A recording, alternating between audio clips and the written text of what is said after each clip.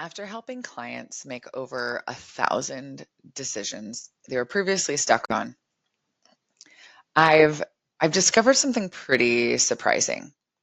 Decision paralysis, or analysis paralysis, as you may have heard it said before, is not a thinking problem. It's a feeling problem. And when you address it at its root, you can transform in minutes what might have taken months of traditional approaches.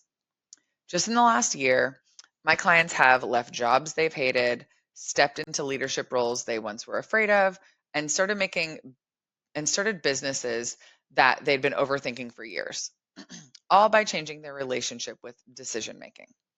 In fact, my clients see an average of 43% improvement in their overall communication and decision making confidence in just as few as 3 sessions. So in this video, I'm going to share the exact 3-minute technique that's helped my clients finally move forward on decisions they've been stuck on for months, sometimes years. And I'll break it down why the traditional decision-making advice fails and show you how this technique works on both the mind and the nervous system. And I'll give you the step-by-step process to implement it today. So let's dig in. Here's why decision-making is harder than ever in today's world. The average adult makes, how many decisions do you think they make a day? I'm assuming you were like 39. So they make 35,000 or more decisions a day. From what to wear, to what important email to send, to what time to leave for the day. And it's a huge mental load. So of course we freeze when we're in a situation where we have to make a decision and we're in stress or fight, flight, or freeze mode. So in my coaching practices, I see 3 common patterns that keep people stuck. So first, there's the perfectionist loop.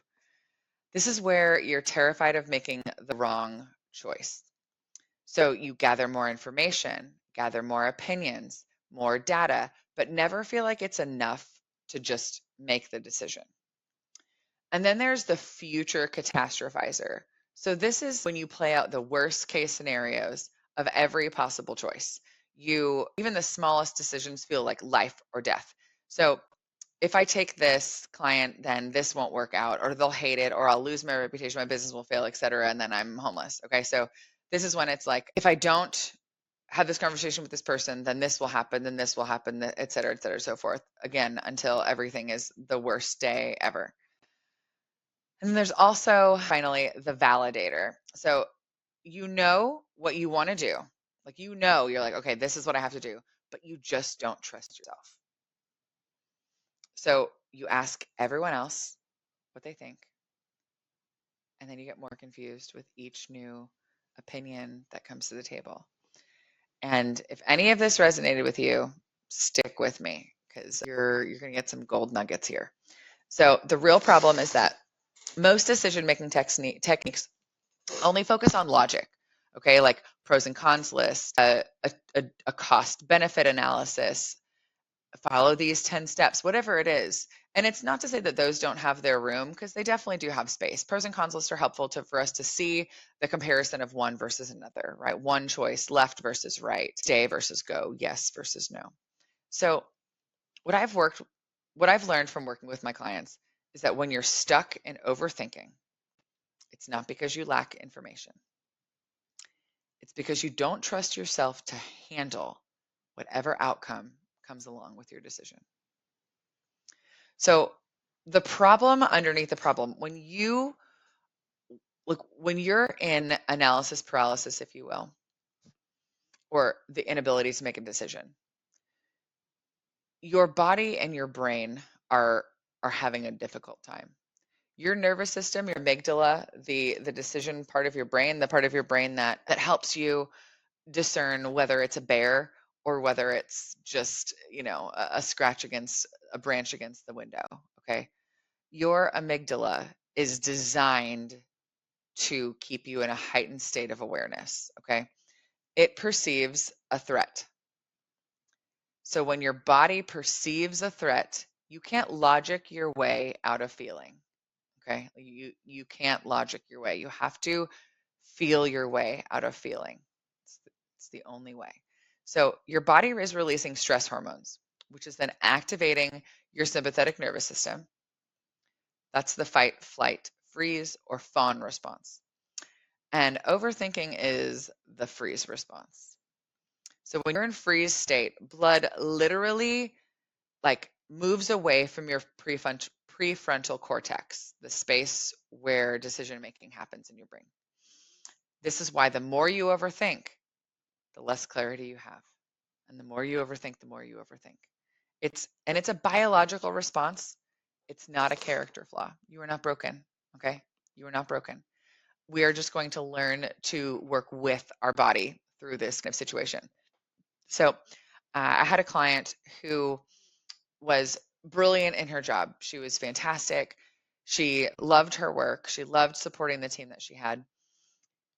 But she really had a hard time like choosing leadership decisions. She wasn't sure which one to do. She felt like she needed a lot of external validation from other people. And she would spend hours researching, making lists, getting colleagues' advices and things. And it wasn't that she lacked the knowledge or information. Her nervous system was hijacking her brain's ability to decide.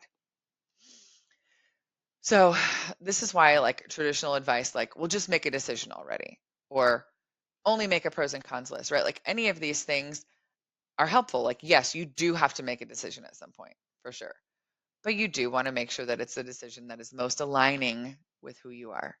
So the decision comes from a place of alignment rather than forced shoving it into a space, right? Like we can't put a square peg in a round hole. That's how that works. So the approaches don't address the underlying nervous system activation that's blocking your natural decision-making abilities.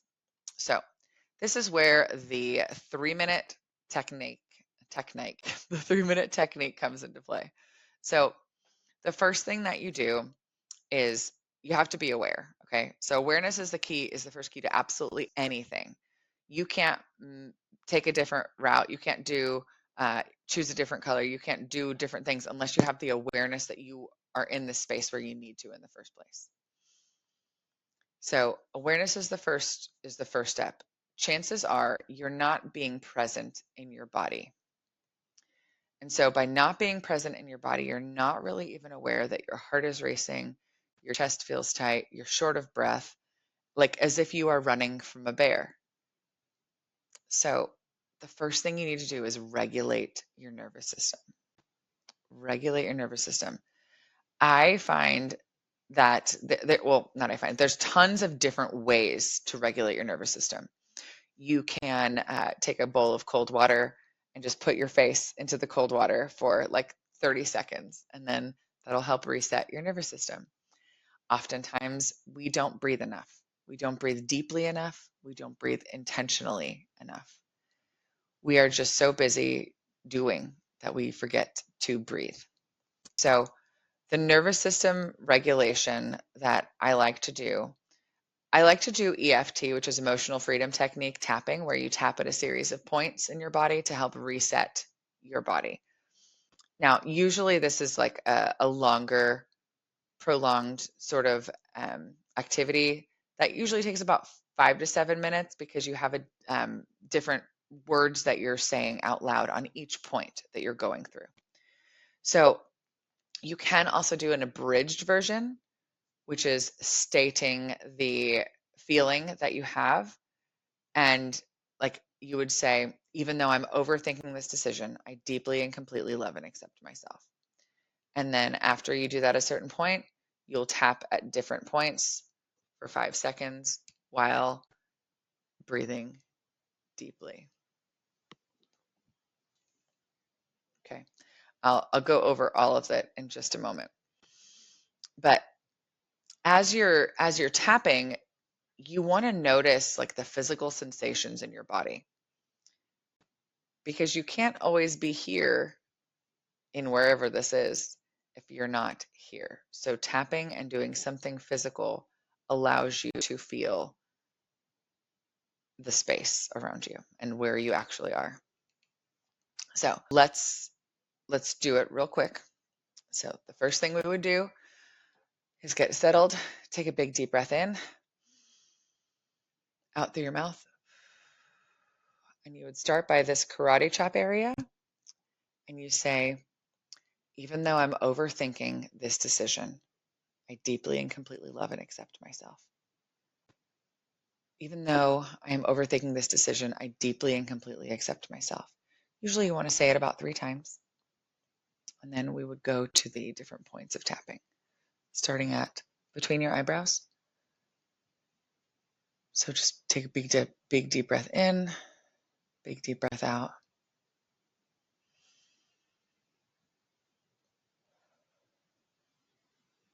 Now the side of your eye.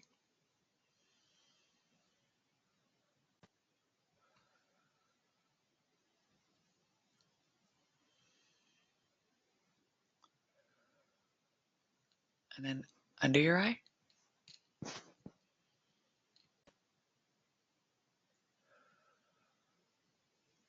Two deep breaths in is about enough time. And then under your nose. Under your eye. Under your nose. Another 2 deep breaths. And then on your chin.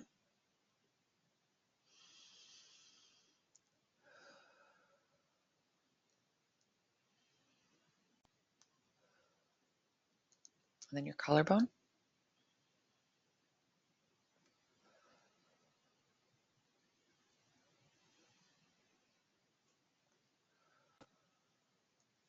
And then under your arm, just around the side where if you would wear a bra, it would go.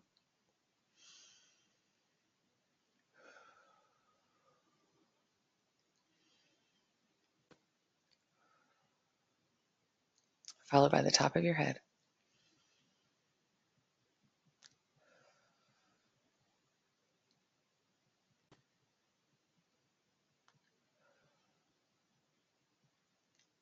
And then you want to take 3 deep breaths, inhaling for 4 counts, holding for 7, exhaling for 8.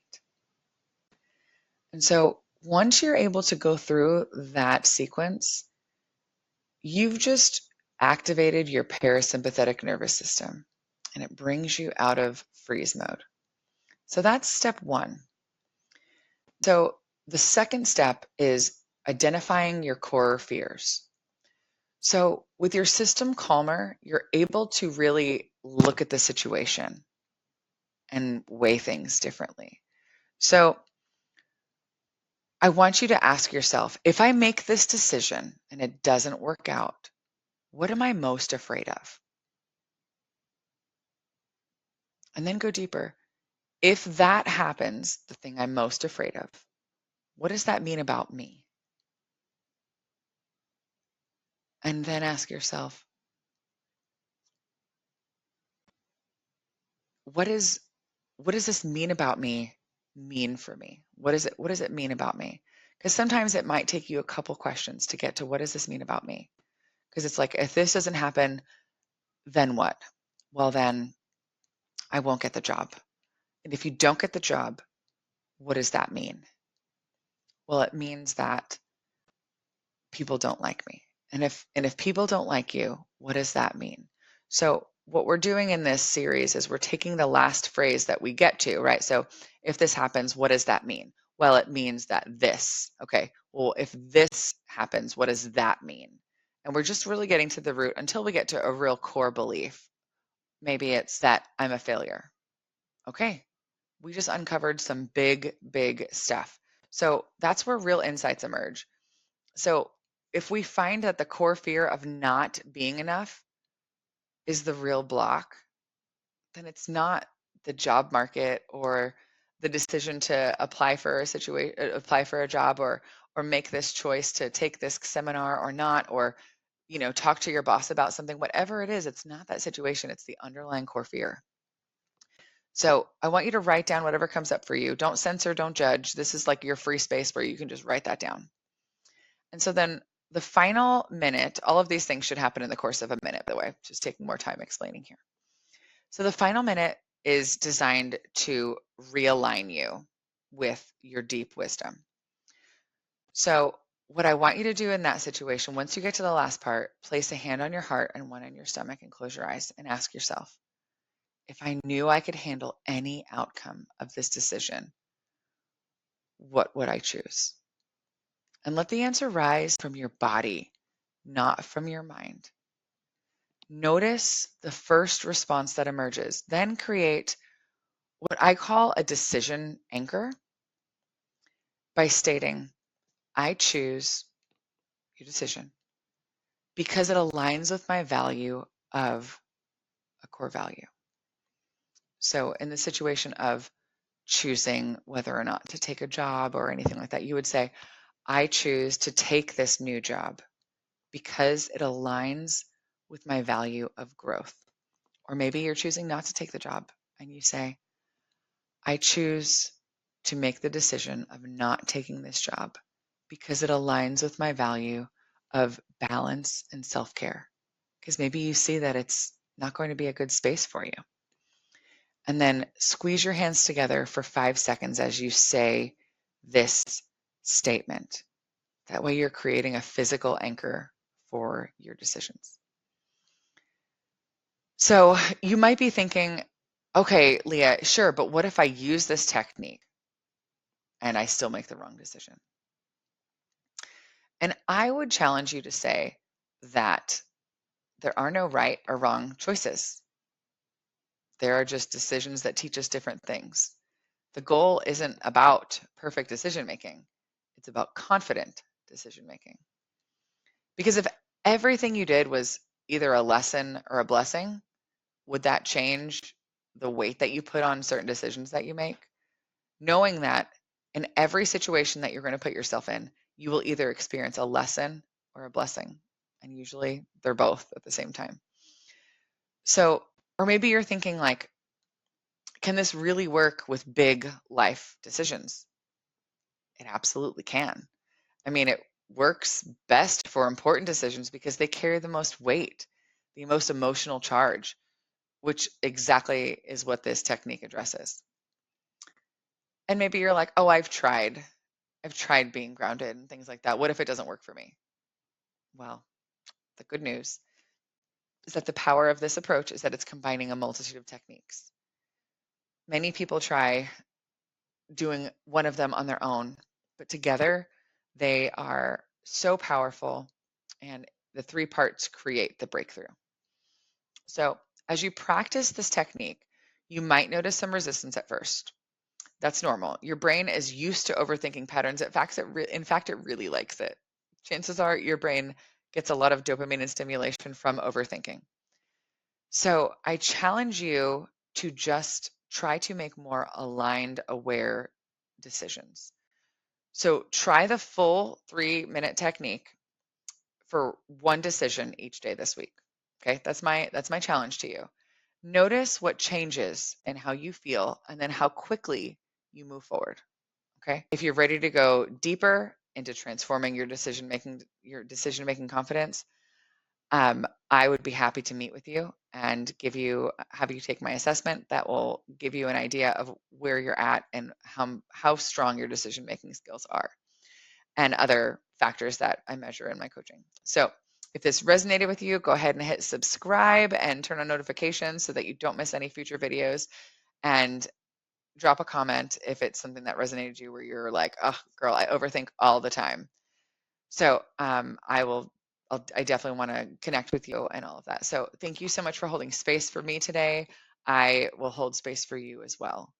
You can do this. You are strong. You are brave. You are capable. Okay. Have a wonderful day. Signing off.